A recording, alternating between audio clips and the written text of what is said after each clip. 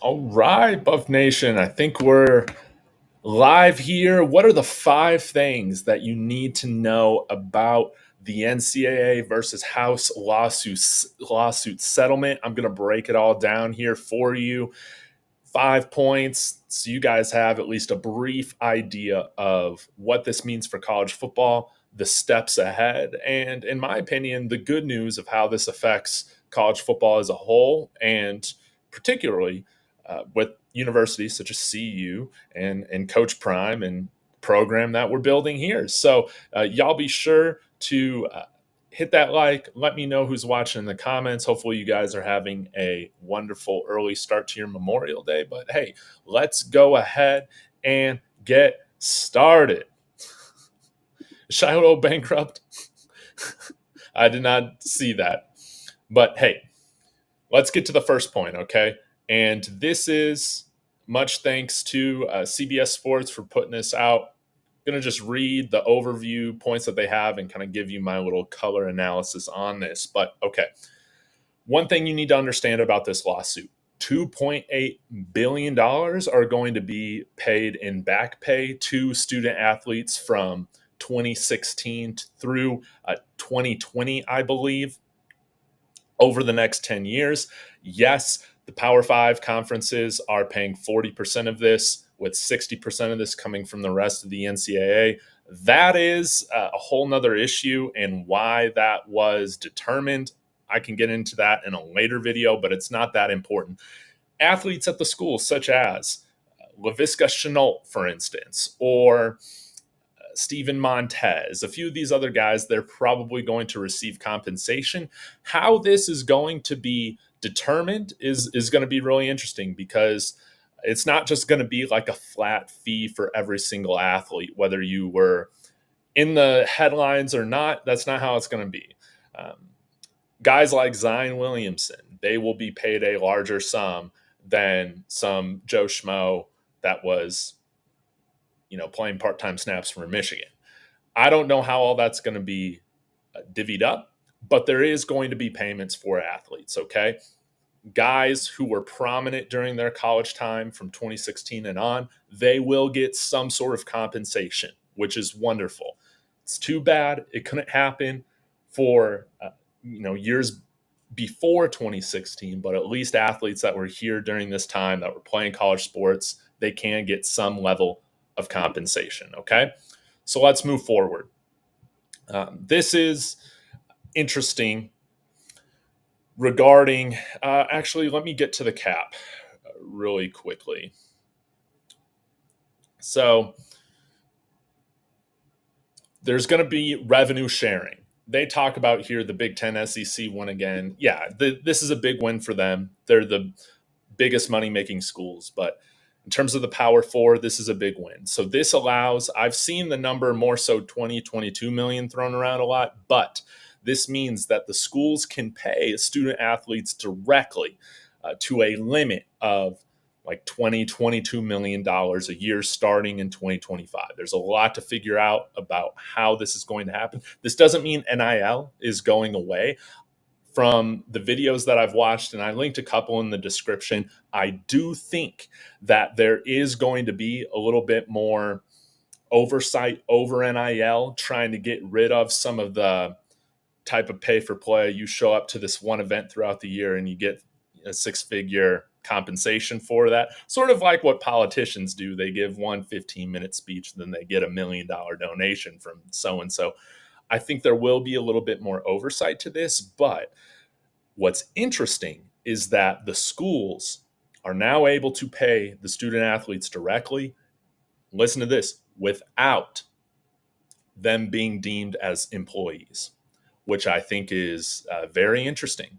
So the schools are able to keep that technicality out of things, where they're going to be liable like they would for any other staff member at the university. So they've kind of worked this out to where they can pay them directly, but they're not going to be having to provide them with pensions or anything like that, which I found interesting. Now, it is still to be determined how schools can split this up between all of their athletic programs. Of course, Title IX, which for instance, has to, with stipulates with universities that they have to have the same amount of women's sports as they do men and so forth. Does that affect, do they have to pay women athletes collectively the same that they're paying men? I don't know. That is something that still has to be determined. But one thing that I think would be interesting that people have brought up that I've listened to is that maybe you can compensate athletes for the amount of revenue, the percentage of revenue that they bring in for the school. And usually how that is, it's like 90% of of the revenue comes from football. So maybe 90% of that is divvied up to the football players. I'm not really sure. That would probably be my initial idea of how I would see them moving forward with this. It's all very interesting. I also think that this means that with the schools paying athletes directly, you're going to see some sort of language within these contracts that put a limit on, or a little bit of a cost to jumping in the transfer portal. The transfer portal eligibility stuff, that's not going to change. Being able to immediately play, that's not going to change. There's not going to be a limit on that. But I could see schools putting clauses in contracts of, hey, you're having to pay these buyouts. For instance, with hockey, I was learning this the other day with, for instance, Russian players in the Russian leagues. If they're wanting to come over and play in the NHL, they can't have another team pay a buyout for them. They have to come up with that money and pay it directly. Kind of interesting, right? I think you could see some of that language coming in when it comes to the transfer portal, where you owe the school or you owe the program X amount of dollars if you decide to leave. Now, how does this impact NIL? I don't know. That still feels like the Wild West to me. There's going to be NIL here, but let me go ahead and scroll down to this next point. Rosters are going to change a bit, okay? And so get this. There's been talk, and we've seen this happen before, where you have 85 scholarship limits, but you can put, for instance, up to 120 players on the team that are walk-ons, and now they can be paid walk-ons through NIL. But they're kind of going to change this up a little bit. They're going to say, hey, it doesn't matter if you're a walk-on or you're on scholarship. You're only going to be allowed to have, for instance, 85 players on the roster, or you're only going to be able to have 60 players on your roster. The school can decide if they want to use 85 scholarships to fill up that entire amount, or 100 scholarships if the limit is 100 rostered players, or they could split it up and say, hey, we're actually only going to give 80% of our roster spots scholarships. The last 20% will be walk-ons. So this is kind of interesting. It's to make sure, I think, that everybody has the same amount of players on the team moving forward. And that's going to be true for all sports. So, for instance, I was listening, I think it was to Dan Patrick. I think I linked it in there. They talked about how they were talking about baseball, how some of these SEC schools are really into baseball. Right now, they only have like 10 scholarships or 15 scholarships. I forget what it is, but they can keep like 25 or 30 players on the team. Now there's unlimited scholarships. The only thing that hinders a team from expanding their roster is just hitting that roster limit cap. So hopefully I'm explaining that fairly well. It's a little bit of a technicality, but it will stop, I think, the pay for play, for instance, with just, hey, we can have 120 guys on here and, only use X amount of scholarships. Now, that doesn't really matter. You can only have X amount of players on your team, regardless of who's scholarship and who's not. Kind of interesting stuff. Okay. Yeah, a great instance, like they said here, is Cormani McLean. He's transferring to Florida as like a paid walk on. In the future, in 2025, that's not going to matter at all. Okay. So yeah, the revenue sharing, I already talked a little bit about this. It's point number four that they have on here is that there's going to be some sort of direct revenue sharing. And there's a lot of technicalities to figure out with how this impacts the rest of college sports. But in my opinion, I think the athletes that are on the teams that are responsible for their percentage of the revenue for the school, they should get that percentage of revenue from the revenue sharing. That's how I see it. And I think lastly, that might have been the last point, but yeah, I already alluded to this. Point number 5, the role of collective still remains up in the air. NIL's not going away, but it does sound like they want to have a little bit more oversight in terms of what is going to be legal versus not in terms of NIL. Um, Again, we'll just have to see because traditionally the NCAA has done a terrible job at keeping track of these things. Now, in professional leagues, they do a lot better with this stuff. Being able to monitor a little bit more closely how money is changing hands, right? But the NCAA, college football, there's so many more people involved than with professional sports. And so that's what becomes the tricky thing. But I do think that you will see a shift away in some sense of maybe a full reliance on NIL because of this revenue sharing. Now, yeah, but all this stuff is going to be very interesting because I think schools are going to want to primarily pay their players directly through the school because I think it will allow them to have a little bit more control over the players' commitment to the university as well. Just like when coaches leave, although I wish that there would just be a period of time where they can leave and not similar to the transfer window in, like the English Premier League or, soccer, all these big soccer leagues, right? I wish that there would just be a window where you can leave. Right now, the only thing that the coaches have to do is pay the buyout, and that buyout can actually be paid for by the program that they're going to.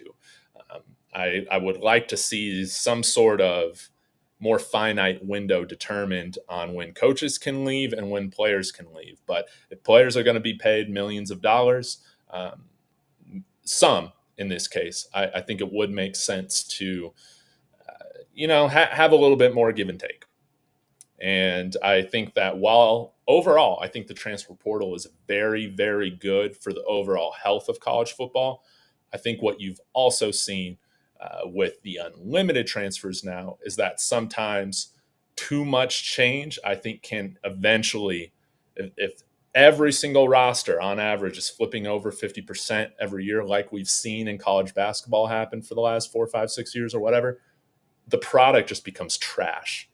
And there needs to be a little bit more of a give and take here, a little bit more of a compromise, because continuity will lead to better product of play, but players also need to have their future and their control and their ability to move if they want to make a move.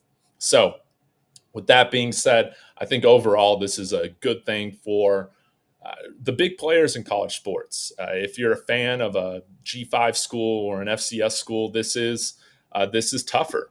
That it's not ideal to be paying for the sins and the compensation, essentially, of athletes that played at these major universities. But I think overall, some of the things that are being implemented with the agreement to this lawsuit. One, it's going to just bring a little bit more stability, I think, to college football. Of course, I think this benefits schools like the SEC or schools in the SEC or the Big Ten the most, but I think it can potentially help level the playing field a little bit when it comes to the power for conferences. So, that being said, I'll go ahead and get to some of your comments and probably get out of here a little bit soon. So, I guess On3 is reporting that What the heck? Sorry, I gotta. Man, what the heck is going on here? Is NIL earnings? Let me change this up here just a little bit. Move this over. Okay, yeah. He's facing a $12 million lawsuit alleging he attacked a security guard. I remember that at a Texas high school in 2015. Man, all I know is that rich people can declare bankruptcy and get away with it all the time. I'm not really sure how bankruptcy court works. But to be honest, I don't really give a shit.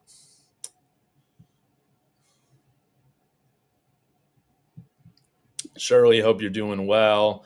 Sir Ken, hope you're having a great day. But yeah, overall, I think that this is going to be a good thing for Colorado and some smaller schools because I think that there's going to be a little bit more stability because of this, because I foresee there being a little bit more commitment legally, commitment needed to be agreed upon from the player standpoint when they come to a certain school, unless they want to buy out their contract, unless they want to, reimburse the school, in cash before they leave.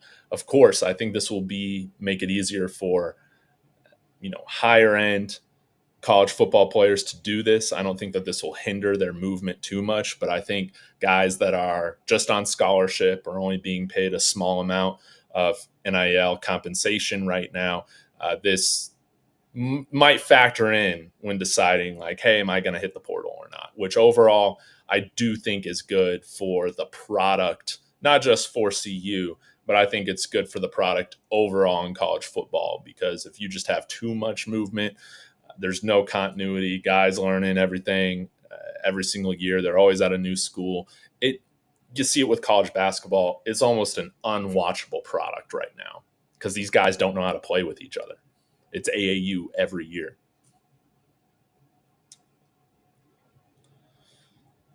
Unapologetically, Buffs, hope you're doing well.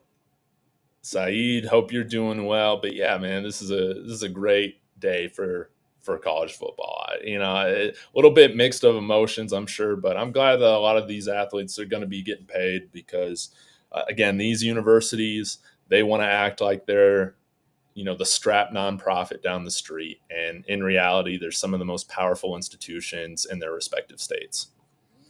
And that's just how it is. So, anyways, guys, I guess I'll get out of here for a little bit, but wanted to give you guys some of this news right now. I said that yesterday I'd go ahead and do it. So, y'all let me know your thoughts in the comments if you're watching this on the replay. What you think of this? Is it good or bad for college sports? You guys know my opinion now. I think that this is a nice thing that's being agreed upon. So, y'all have a wonderful Memorial Day weekend. I will be back again later on, maybe today or tomorrow, and I'll see you later. Go Buffs.